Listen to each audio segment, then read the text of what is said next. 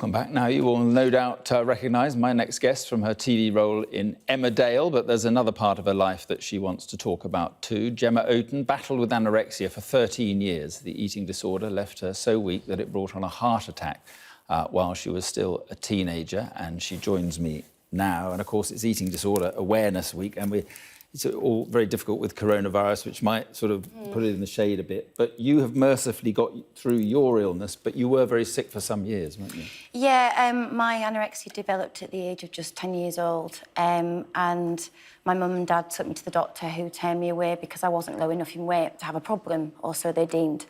Unfortunately, I was left on a waiting list, and the referral kept coming and kept getting cancelled. And before I knew it, I was admitted to a children's psychiatric unit and told if I didn't eat or drink within 24 hours, I'd be dead. And that battle with anorexia lasted for 13 years, and I'm very fortunate and well now, but I campaign heavily so that no children or adults have to go through the hell that my family did.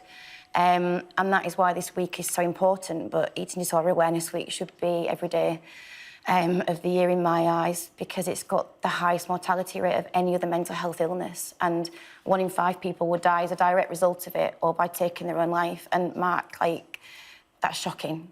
And well, we should look, be talking more about full disclosure here, I know a little bit about this because my daughter, of course, and we've talked about it together. And we have talked about it many times. But the thing is, and mercifully she's got better, but the thing is, the figures are alarming. Yeah. There are more and more people suffering from this, yeah. and the resources don't seem to deal with it, don't seem to be going up. In the last 2 years alone, the admissions into hospitals have increased by 37%.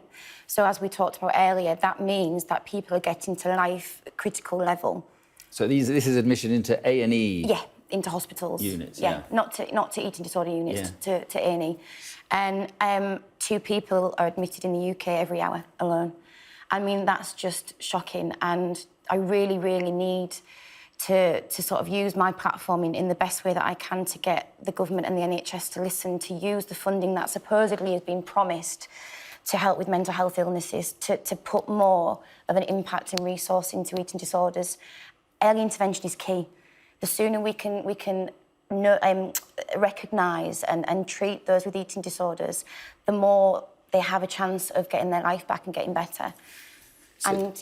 No, but the could point... go on forever. The point you're making is that admissions to A&E have doubled, I think, over 10 years. Yep. But this suggests this failure of early intervention. And if there were more services of early... And the government, to be fair, have promised more money for... Yeah. But do we know how much of that is going into eating disorder treatment? That's the thing.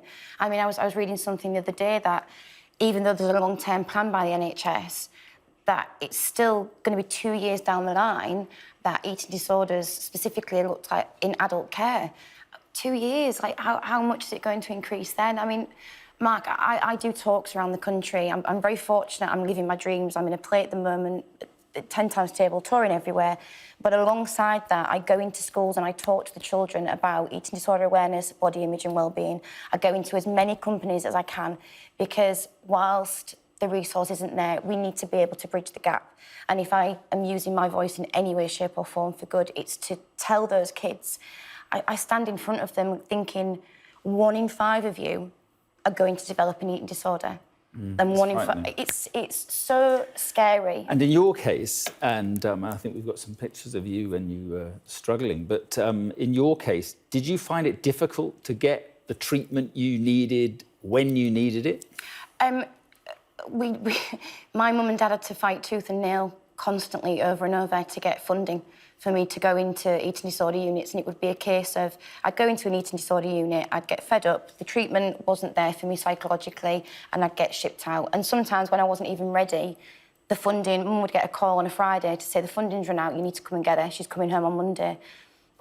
And this is a parent who's saved my life 3 times by recognising that I was on the verge of a heart attack, recognising that my potassium levels were low. It has been a constant battle. She even to the point where she went to John Prescott's home because we're from Hull, and knocked on his door, 13 years ago, and said, you need to help my daughter. Well, I was talking to some people today who are still suffering from trying to get an appointment. One woman I spoke to this morning said that she's got a letter saying that it's 20 months before she can get even an appraisal, assessment. Yeah, but people are needing to get onto death's door to be able to get help. Where is the logic in that? Where is the humanity in that? Like, and the thing is, I have been talking openly since I got Emmerdale for the last 10 years, and I've been patron of my parents' wonderful charity Seed, which is support and empathy for eating disorders. And I've been talking about this for 10 years, and although there are slight improvements, it's still not enough. No. And I get so upset about it still because I want children of my own one day, and God forbid, as you've been through with your daughter, that any parent should have to go through this. Things need to change. All right, Gemma, appreciate you coming in. Thanks very much Thank you for giving me the time for that.